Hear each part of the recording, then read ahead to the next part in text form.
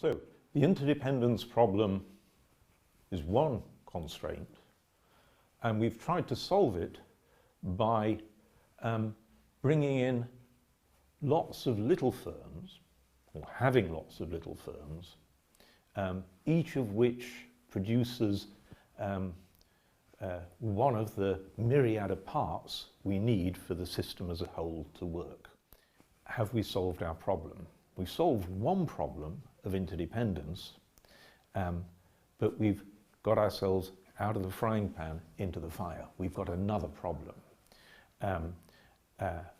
We've managed to create all the products we need to solve the interdependence problem, but we've sacrificed scale. So each firm that's producing this specialist input is now a very small firm. And so we've lost the scale economies that are a giant part of the whole productivity story. So suppose we try to keep scale. So let's turn the problem around.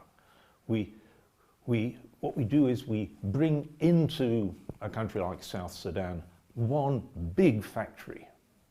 So it's operating in the same scale in South Sudan as it is in France or Britain or Germany or whatever. We've solved the scale problem. It's big enough that it's able to produce at high productivity. But the problem we've now got is the interdependence problem. Yes, it's a big factory, it's got scale, but it needs all these inputs that have to be produced by other firms. The other firms aren't there. And so that conundrum of solving both scale and interdependence at the same time is the killer for small, poor economies like South Sudan.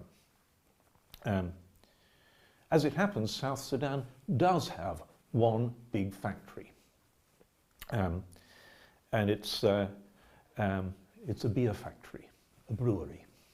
And why is it a brewery? Because think what brewing beer takes. What is the big input into beer? The biggest input is water. Well, South Sudan has water. Every country has water. If you don't have water, there's no people. And so it occurred to somebody in South Sudan that rather than import cans whose main ingredient was water, huge transport costs, rather than do that, why not put the water into the cans in South Sudan?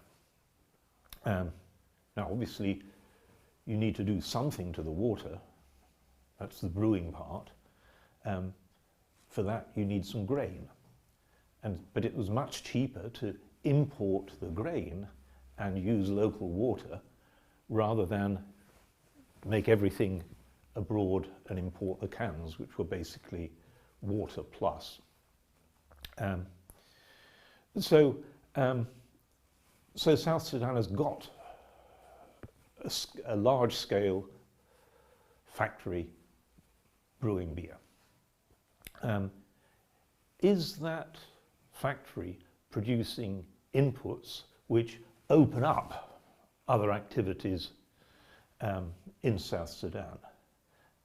Is the output of the factory an input into some other industry? And if you think about it for a second, the answer is obviously not. Is beer an input into other activities? Well, it's an input into parties, but it's certainly not an input into anything that's productive.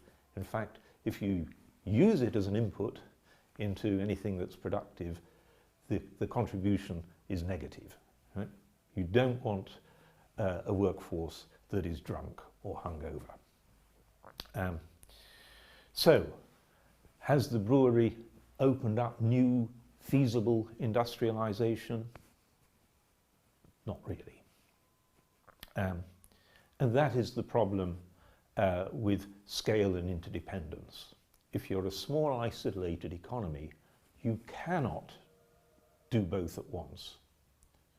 And there's no easy sequence. Do scale first, then do independence, doesn't work. Do interdependence first, get to scale, that doesn't work either. And so the path out is a little bit analogous to that path we looked at, the growth of the industrial economy in Britain, which took a long time, not because people were waiting around for inventions, but because there was a slow and pretty desperate sequence. Starting with what you got, there weren't many things you could produce.